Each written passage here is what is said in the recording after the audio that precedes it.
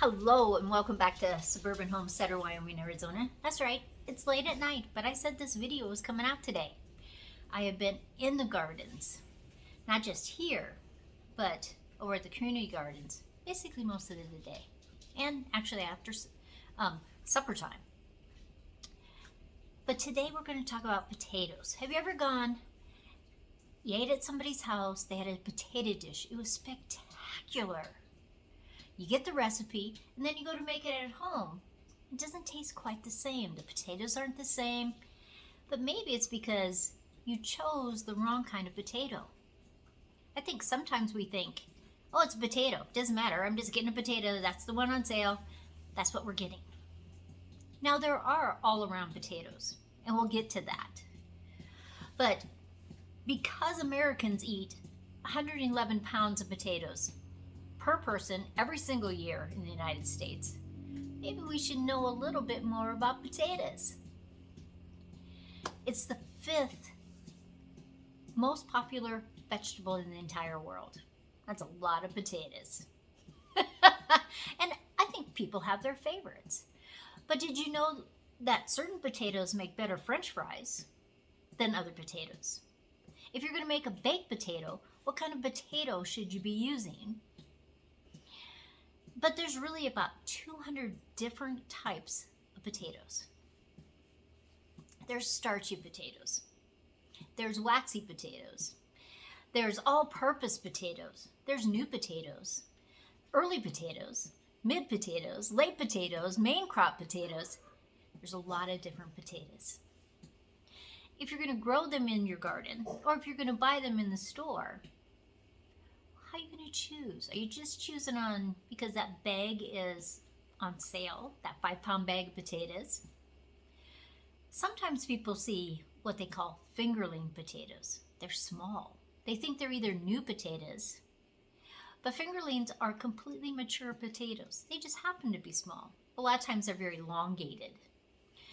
But let's talk about how Americans eat potatoes and what potato we should choose for the way we're baking, boiling, sauteing, frying, making potato salad. What potato is the best potato for that? Now, Americans love baked potatoes.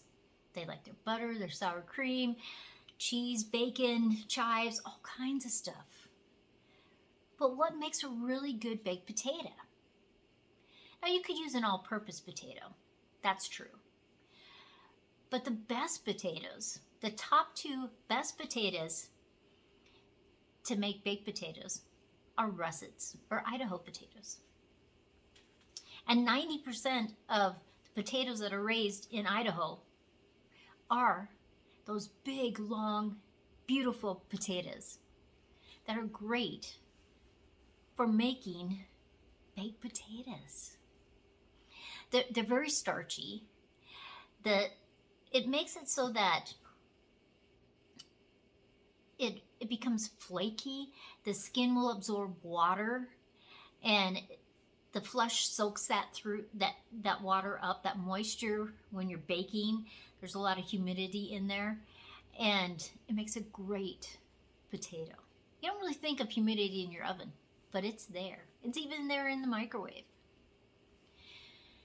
Now, what else can you do with that type of potato?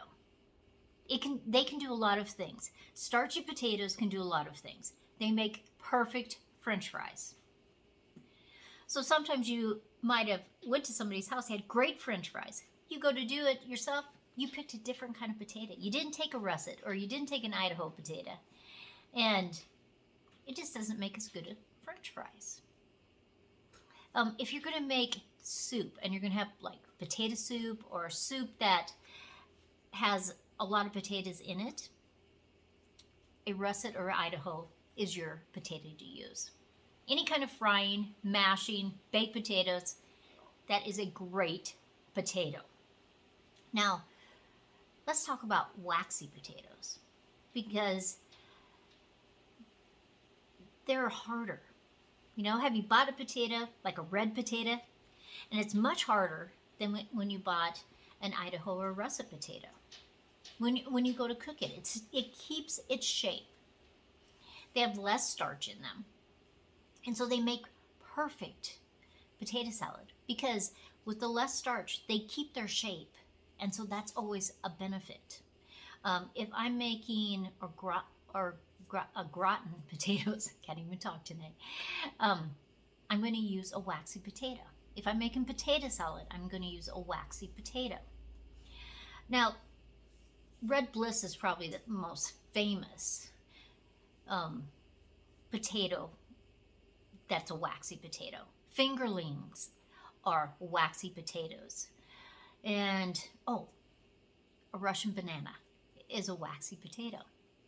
So that's kind of nice. The moisture content is lower. The starch level is lower. It's about medium. It's not really low, but they're about medium. And they're not good for mashing potatoes. If you want mashed potatoes, it does not make a good mashed potato. It's just the way it is. So if that's all you have, the thing that I do is I leave the skins on. And then it's not a bad mashed potato. It does something in there, but it usually takes longer to boil. Where if you had a starchy potato, they're great for mashing potatoes. They make great mashed potatoes. But Red Bliss is not a medium starch. It is a low starch, even though it's in the waxy potato section. But what's an all-purpose potato? Probably the most famous right now is a Yukon Gold. They only developed them, a Yukon Gold, in the 1960s. It hasn't been around that long. But it is an all-purpose. Some purple potatoes are all-purpose also. And so you can mash them, you can steam them, you can saute them, you can roast them. Make great roasted potatoes. Yukon Golds do. You know, you roast them in the oven or on the grill.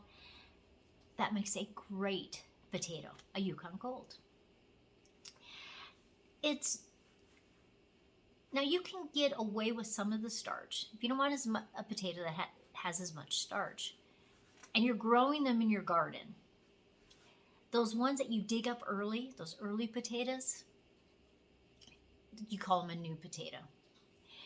It doesn't have as much starch. And usually, if you run it under water, you can just peel that skin off. Especially a young Yukon Gold will do that. But a new potato, those ones that are much smaller than what they're going to get, I love those. And if they're really tiny, when I dig them up, I call them popcorn potatoes. Because I leave them completely whole, and I'll fry them or I'll boil them. But they don't have very much starch, and they are just fabulous potatoes. Now, I know it can be just like overwhelming. You got 200 varieties, and I wanted to give you a tool. Now, I'm going to give you a link right now, and it's Thompson, and then a hyphen, Morgan.com. And I'll actually give you the whole link, and they have a chart. And it shows you the different early potatoes, the next potatoes, the second earliest ones, your regular potatoes, the main crop of potatoes, all these different varieties. But it has a chart. Are they good for mashing? Are they good for baking? Are they good for sauteing? All these different categories, and it'll check. So when you go to make your next recipe and you want it to be spectacular, you just got to know your potatoes. And this little tool is helpful. You can print it off, and then it's just something that if you're going to grow those specific potatoes, you'll know, okay, this is what I'm going to do with this potato.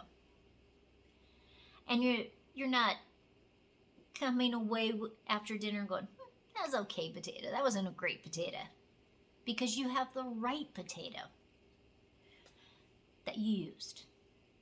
This is Sandy at Suburban Homesteader, Wyoming, Arizona. In the comments, tell me your favorite potato and the way you cook it. I'll see you next time.